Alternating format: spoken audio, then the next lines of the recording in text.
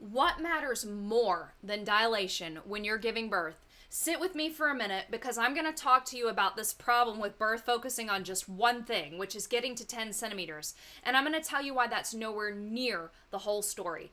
Now, just for sitting with me today, I would love to offer you my ecstatic birth transformation guide. This is going to give you 5 steps you can start today that will help you prepare for a more joyful birth experience with your baby. If you don't know me, my name is Kristen and I am a pregnancy coach. I work with mamas all over the world, helping them to enjoy a healthy pregnancy and prepare for a great natural birth with their babies.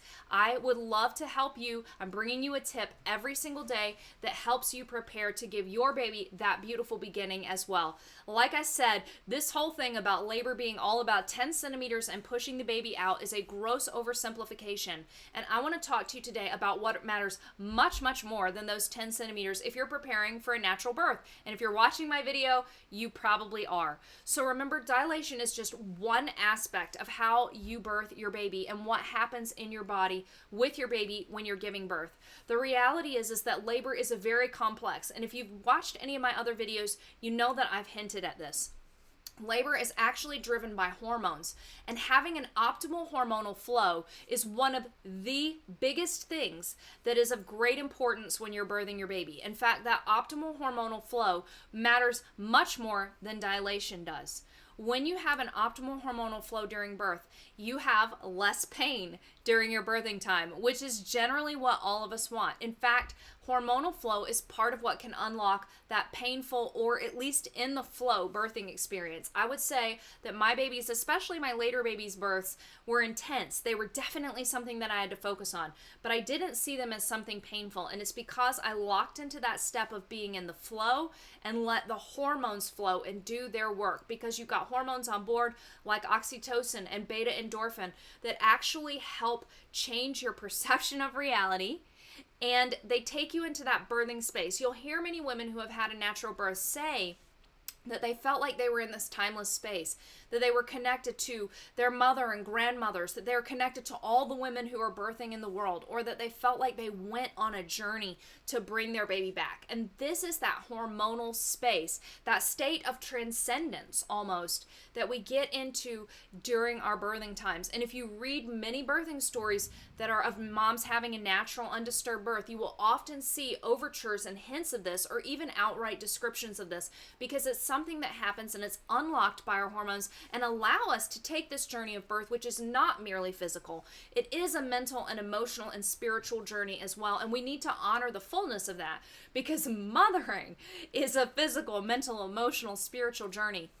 And when we honor this commencement that birth is to that journey, we're just able to get into that flow. We're able to enjoy its gifts, and we're able to come out of the experience feeling fuller and more empowered. So honoring that hormonal flow is a really, really good thing for you and your baby. So those things matter so much. Positioning and getting into a good position and working with your baby is a big part of labor. I would say that your position and being active upright as much as possible, or sideline can be a good position if you need a rest, but these more upright positions really facilitate things. And if you're able to be mobile and move with your baby, that's going to help your baby get into an optimal position and come down. And so your ability to be mobile and active with your baby, working with your baby, like I talked about in the last video, is going to be really, really helpful to you.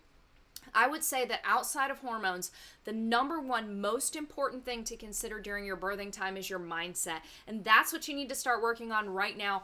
Definitely reach out to me for the Ecstatic Birth Transformation Guide, because those 5 steps are going to start walking you through this. They walk you through that physical, intellectual, and spiritual, mental, emotional look at birth, and how do we prepare for that, and how do we prepare our mindset for that, because the mindset, the confidence, the understanding, the ability to go to that place, the ability to work with your hormones, with your baby, those are things that are going to come together and give you the beautiful birth experience that you want. So your mindset really matters. It makes a huge difference when you get in, and doing some preparation is key. I talked to so many moms who planned a natural birth but who didn't prepare for a natural birth, and then they got kind of gobsmacked by the intensity and the reality of labor. So do the preparation now.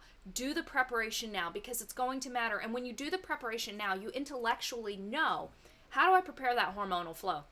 keeping the lights low, telling people stay out of the room as much as possible, good birthing positions, all of those things come together. So it's physical, it's you being healthy, it's intellectual, knowing how to protect that flow. And then it's spiritual, being ready, accepting your strength, your power, and stepping into that during your birthing time. I could go on and on and on about this, but I will stop now. Definitely look at what can I do to enhance that hormonal flow. My Ecstatic Birth Transformation Guide will give you 5 steps that help you start getting there. Reach out to me and I will drop that to you today. Otherwise, I will see you in the next video.